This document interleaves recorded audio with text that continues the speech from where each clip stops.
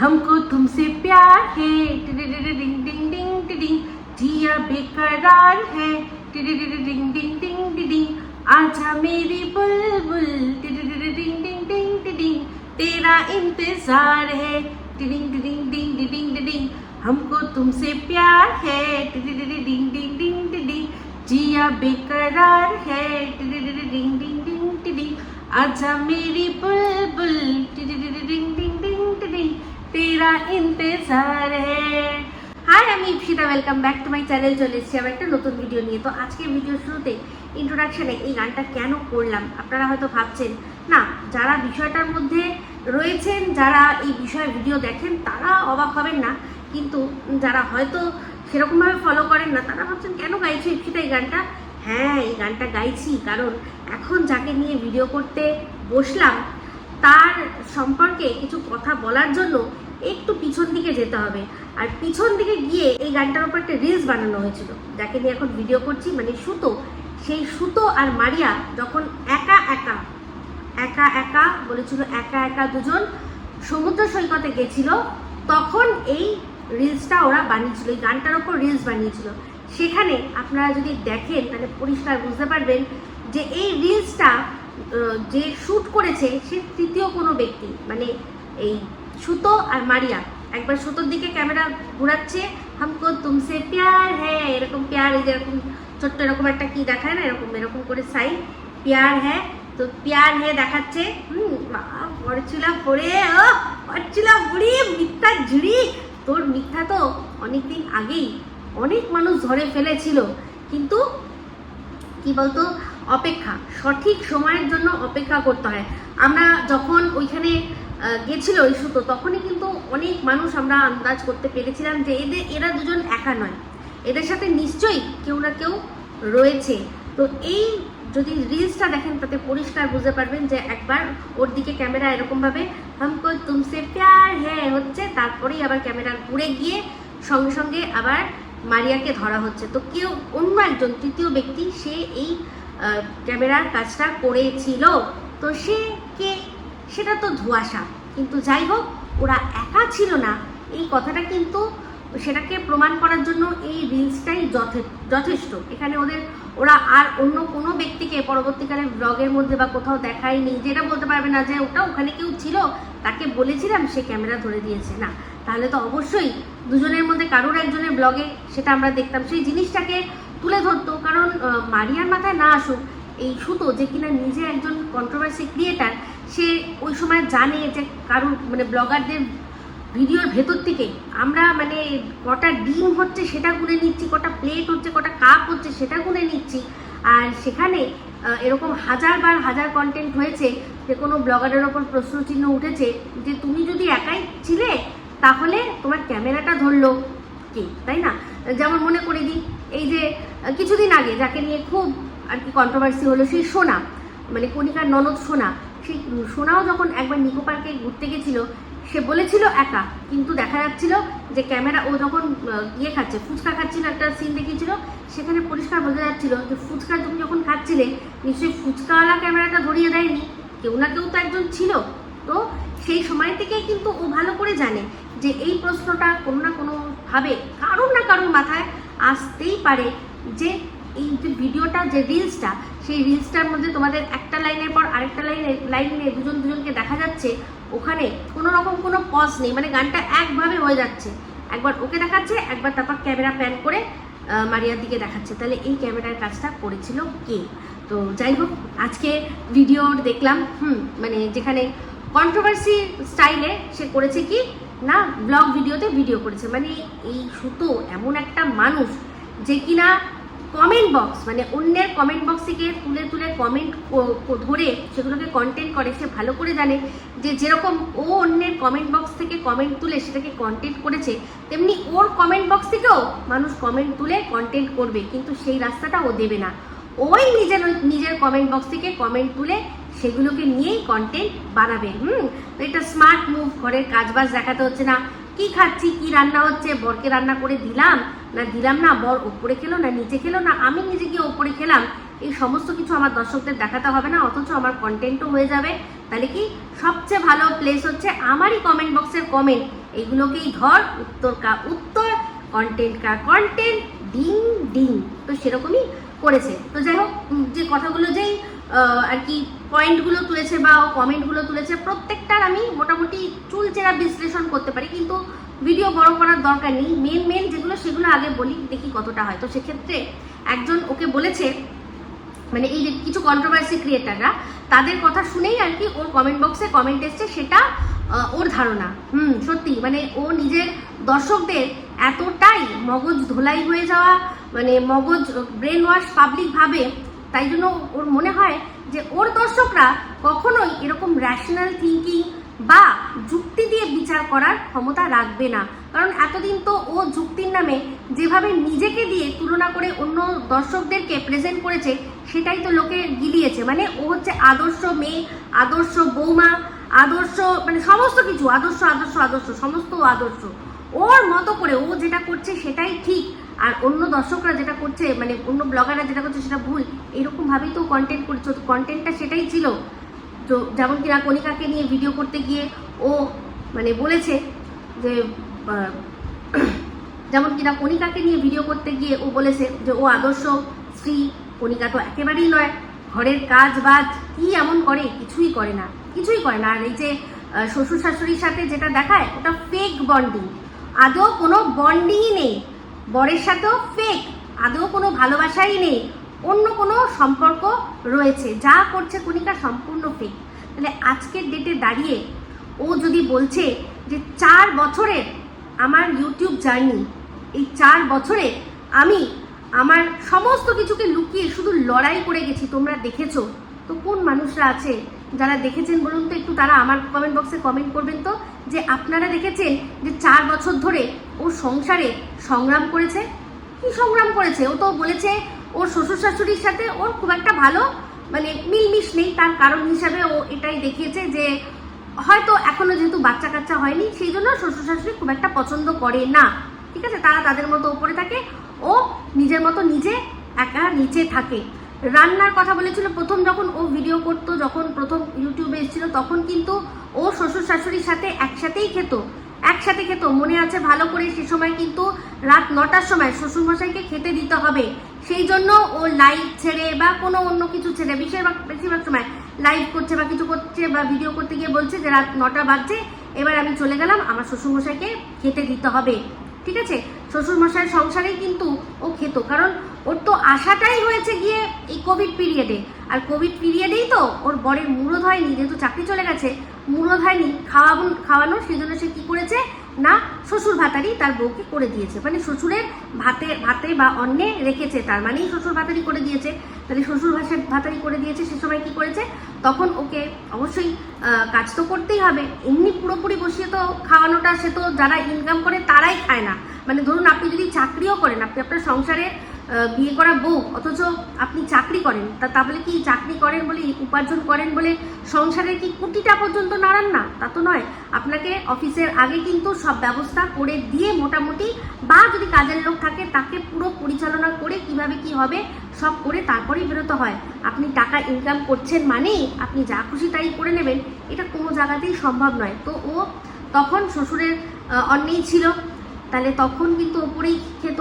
তার পরবর্তীকালে যখন আস্তে আস্তে ওর ইনকামটা আসা শুরু হলো, যখন ও দেখলো যে হ্যাঁ এখানে এবার আমি জায়গা করে নিয়েছি, এখান থেকে যাই হোক, ওর হয়তো প্রথম টার্গেট এটা ছিল যে মিনিমাম যে টাকাটা, সেটাও আমি যদি ইনকাম করি তাহলে সেই টাকা দিয়ে আমি খাওয়া দাওয়া বা আমার আরও আনুষঙ্গিক যেগুলো আর কি এখন বর করে দিতে পারছে না, কারণ বরের তো ইনকামই নেই, শ্বশুরের কাছে হাত পাততে হয়। মানে একটা নাইটি কিনতে গেলেও বা একটা প্যান্টি কিনতে গেলেও বা একটা প্যাড কিনতে গেলেও শ্বশুরের কাছ থেকেই কিন্তু ওর ওই কোভিড পিরিয়ডে হাত পাততে হয়েছে। ওর কোনো ইনকাম ছিল না, যেটা ও বলেছে আমাদের কাছে, যেটা ও বলছে। কারণ ওর বরের কিন্তু মুরদ হয়নি যে অন্য কোনো চাকরি এই সময় এখন বন্ধ আছে, অন্য কোনো জায়গা থেকে উপার্জন করে নিয়ে আসার। সেও বসে বসে বাবার অন্ন ধ্বংস করেছে, আর তার সাথে সাথে তার বউয়েরও। তো সেক্ষেত্রে তারপর যখন আস্তে আস্তে দেখলো যে এইবার আমি ইনকাম করতে শুরু করেছি, তখন কি হবে, তখন তো আর ওর এই বাধা বিঘ্নটা মানলে চলবে না, যে শ্বশুরকে 9টার সময় খেতে দেওয়ার তো আমাকে 9টার সময় দিতে হবে। কেন করবে? ও তো এখন ইনকাম করছে। সেই জন্য কি করতে হবে? আমাকে তাহলে স্বাধীনতা অর্জন করতে হবে। তো সেই স্বাধীনতাটা কি? এমনিতে তো অনেক আগে দেখেইছিলেন, মানে শুনেইছেন ওর কাছে যে ও নাইটি আন্দোলন করেছিল। ওর বিয়ের পর ও কবে কবে নাগাদ করেছে সেটা আমাদের বলেনি, কিন্তু ও একবার কিন্তু নাইটি আন্দোলন করেছে, যে ওদের বাড়িতে সব মহিলারা হচ্ছে গিয়ে শাড়ি পরে থাকে। ওর ননদও মনে হয় বাড়িতে শাড়ি পরে থাকে নিজের বাড়িতে। তো ওরা পছন্দ করে না যে বউরা নাইটি পরুক।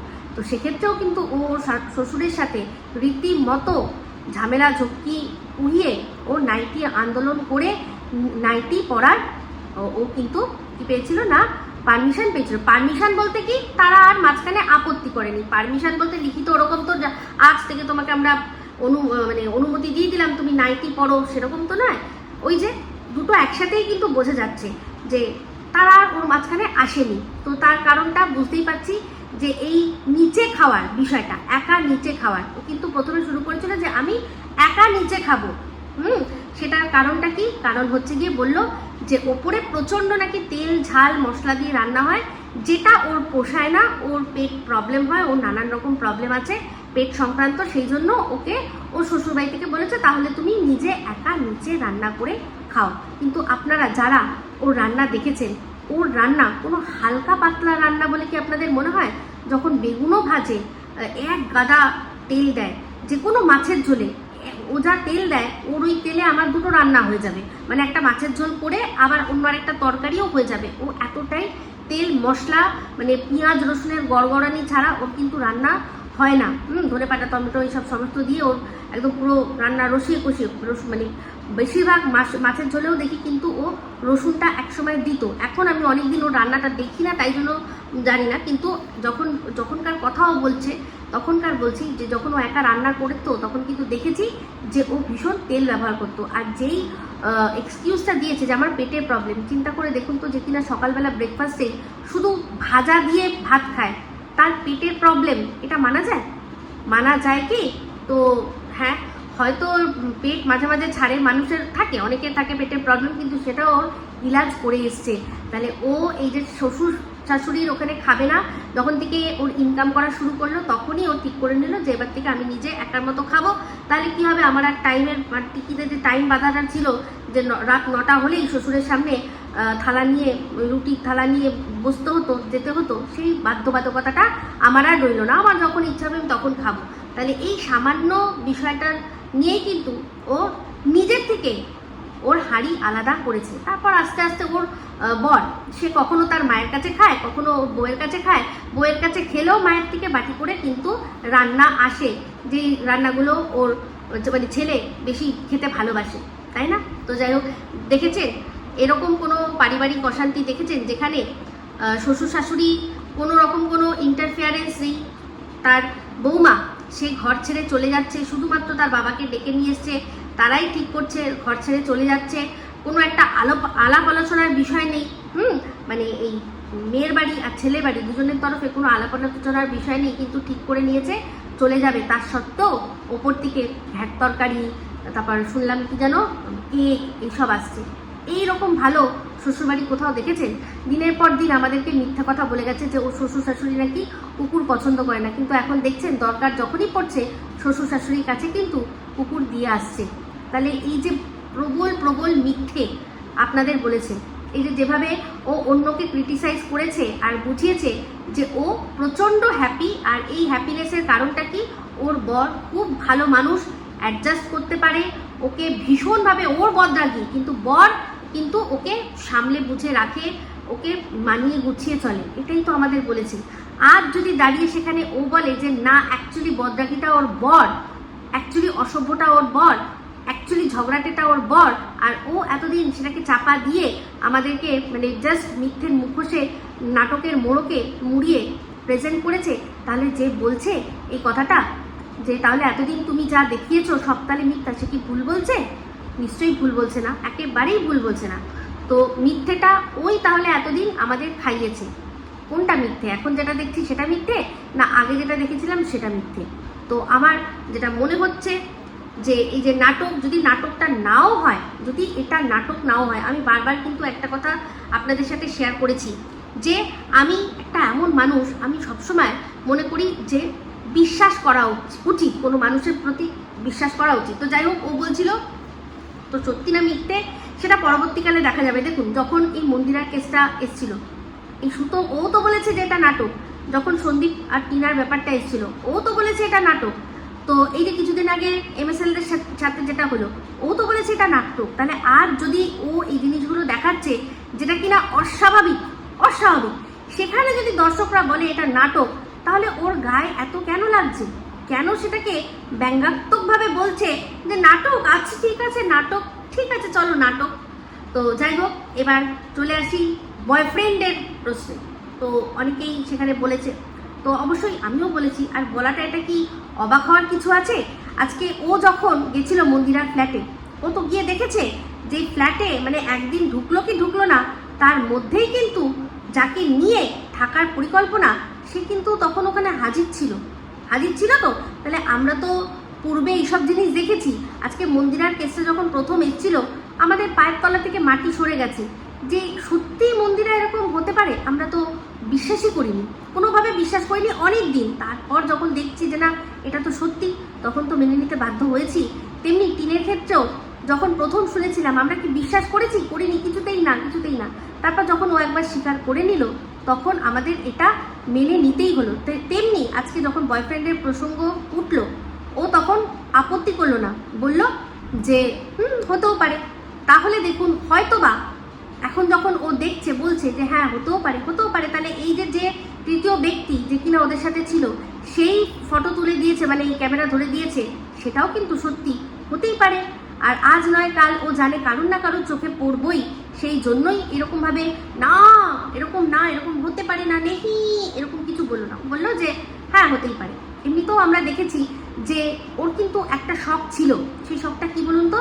সেটা হচ্ছে পরকীয়া খেলবে। এই যে একজন কমেন্ট করেছেন যে তুমি তো এখন ওই মন্দিরা আর মারিয়ার সামনেই গিয়ে ফ্ল্যাটে থাকবে, তো সেক্ষেত্রেও বলেছে যে তাই হতেও পারে, ক্রমশ প্রকাশ্য। তো সেটা দেখা যাবে কোথায় থাকছে, কি করছে। তো আমি যতদূর জানি, ও যেভাবে ওর বাবার রেফারেন্স দিয়ে বলল, সেক্ষেত্রে ও বাবা যেখানে কাজ করে তারই আশেপাশে কোথাও থাকবে হয়তো, কারণ বাবার রেফারেন্সেই একটা একা মেয়ে তাকে ফ্ল্যাট দিয়েছে। তো যারা ফ্ল্যাট ওনার তারাও জানে যে ওর বাবা আসবে, বা হাজবেন্ড হয়তো মাঝে মধ্যে আসা যাওয়া করবে।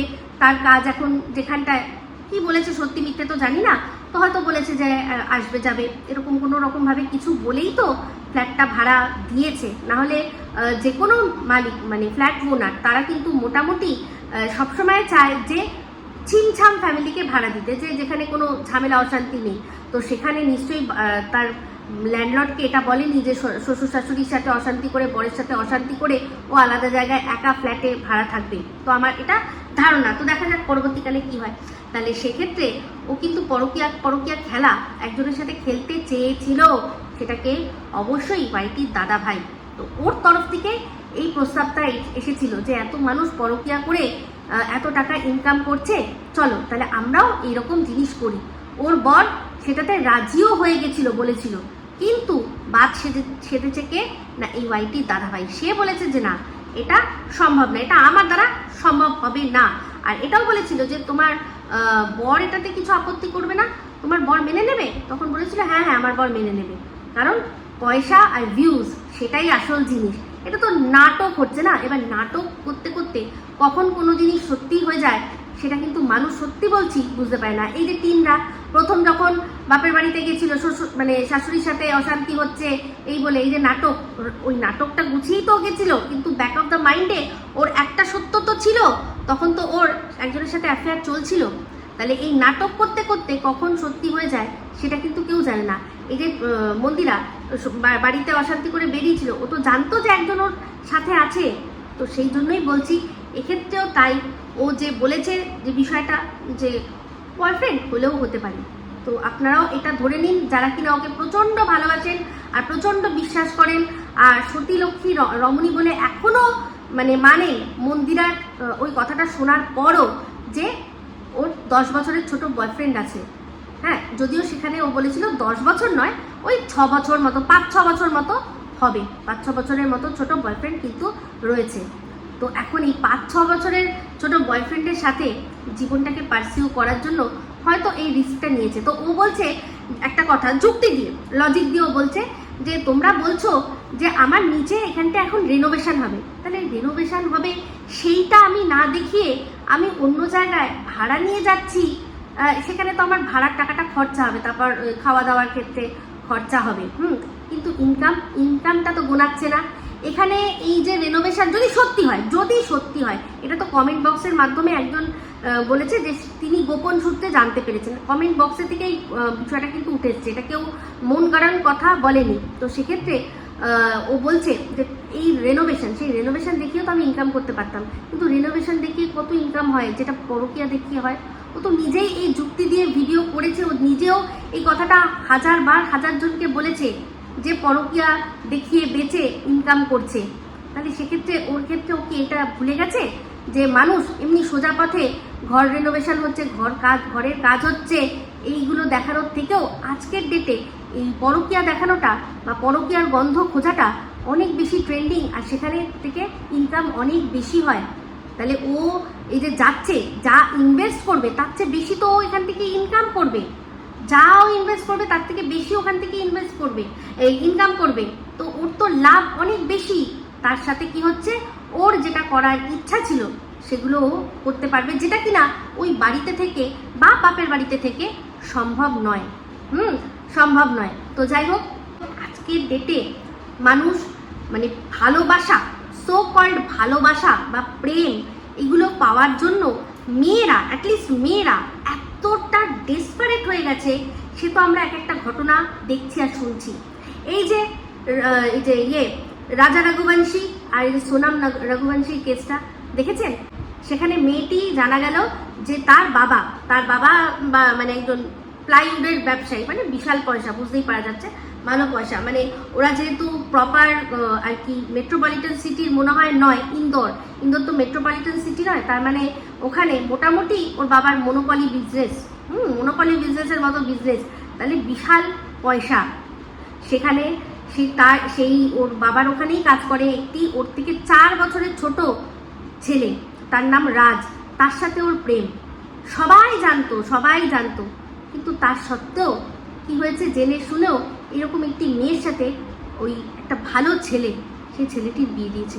আজকে চিন্তা করুন তো, তার মা তার ছেলের মৃত্যুর জন্য জাস্টিস চাইছে। ছেলেটার কি দোষ ছিল, ছেলেটার কি এমন দোষ ছিল? আজকে এই সেই সোনামের তো উচিত ছিল যখন বিয়ে ঠিক হয়েছিল তখনই রাজ যে ছেলেটি যাকে ও ভালোবাসে তার হাত ধরে ও যদি চলে যেত, তাহলে কি হতো? তাহলে অ্যাটলিস্ট বাবা মা তো কিছুদিন রাগারাগি করতো, কিছুদিন ওদের খোঁজাখুঁজি করতো, তারপর হয়তো মেনে নিত।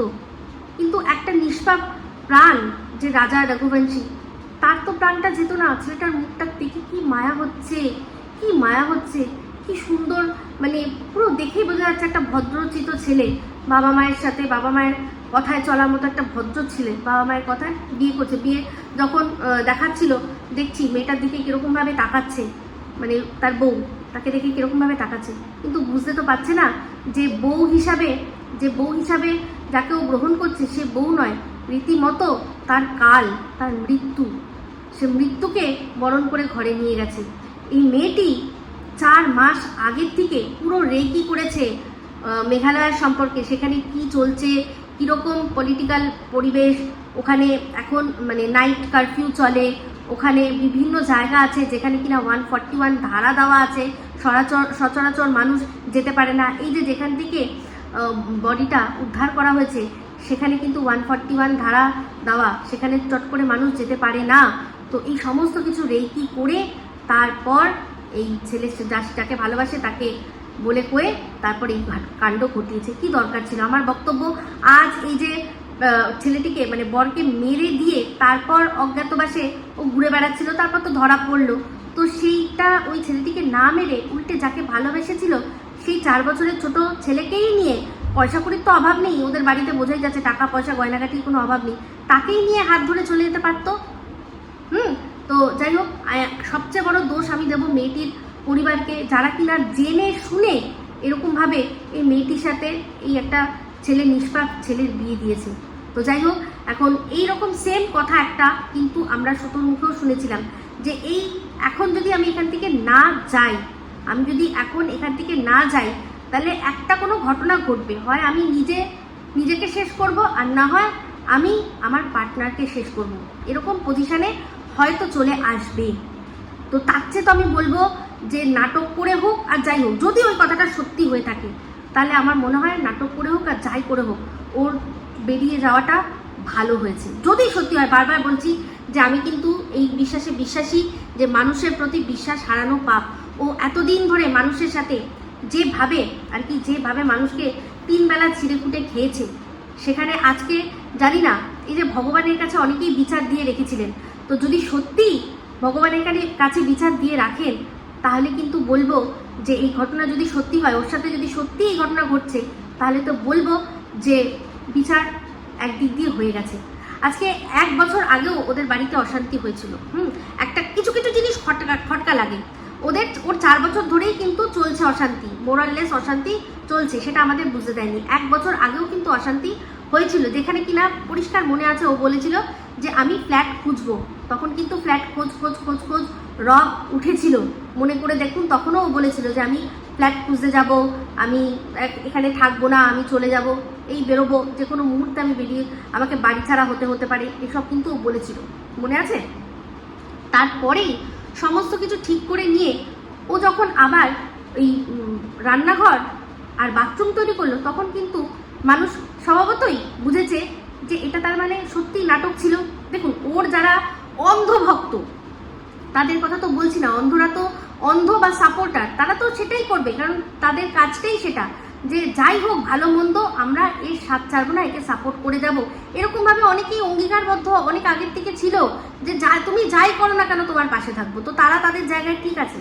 তো সেক্ষেত্রে যে 1 বছর পরে বাড়ি ছাড়বো করেও জাস্ট বলছিল যে যখন তখন বাড়ি ছেড়ে দিতে হবে, বাড়ির ফ্ল্যাট আমি ভাড়া নেওয়ার খুঁজছি, তারপরে গিয়ে ও কী করে ইনভেস্ট করলো এই বাড়িটার পেছনে, এই বাথরুম রান্নাঘরের পেছনে, তাই না?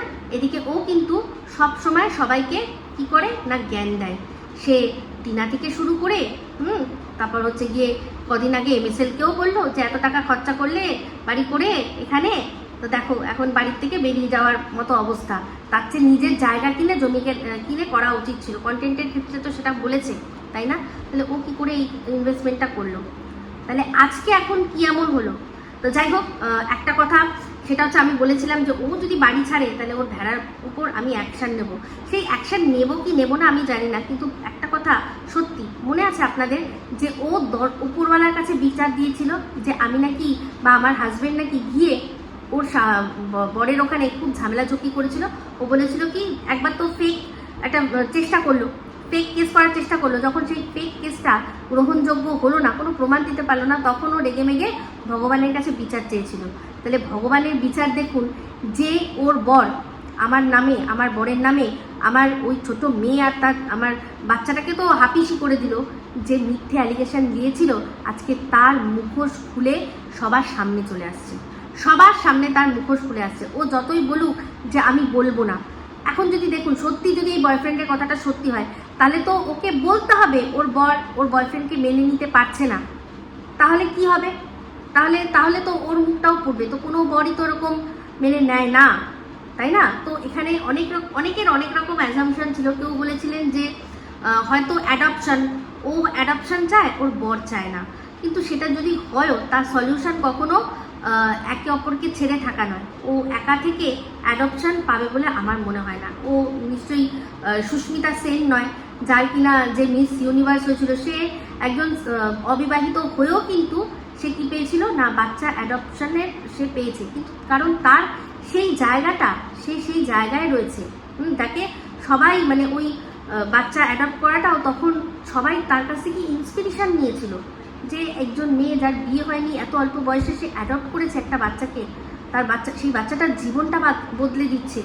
সে তো বিয়ের পর নিশ্চয়ই মা হতে পারবে, কিন্তু তার সত্ত্বেও সে অ্যাডপ্ট করেছে, কত বড় মনের পরিচয় দিয়েছে, সেটা সবার কাছে একটা উপমা হিসাবে থেকে গেছে, অনেকের মনে সেটা গেঁথে গেছে। তো যাই হোক, সেক্ষেত্রে ও ওর ক্ষেত্রে সেটা হওয়ার কথা না, কারণ ও এমন কোনো ইনকাম করে না যেটা কিনা স্থায়ী। তো ইউটিউবের ইনকাম দেখে ওকে একা সিঙ্গেল মাদার হিসাবে কোনো জায়গা থেকে, কোনো সংস্থা থেকে কিন্তু দেবে না, অ্যাডপশান দেবে না। কারণ অ্যাডপশানের ক্ষেত্রেও যারা পেরেন্ট থাকে তারপরেও কিন্তু আরেকটা পেরেন্ট থাকতে হয়। কারণ দেখুন, হতেই পারে যে যারা অ্যাডপ্ট করলো তাদের সাথে কোনো একটা দুর্ঘটনা ঘটে গেল, তখন সে বাচ্চাটার কী হবে? তাহলে তার ক্ষেত্রে কিন্তু আরেকজনও, মানে ওদের যদি কিছু হয় তাহলে অন্য আরও দুজন গার্জিয়ান হিসাবে থাকে।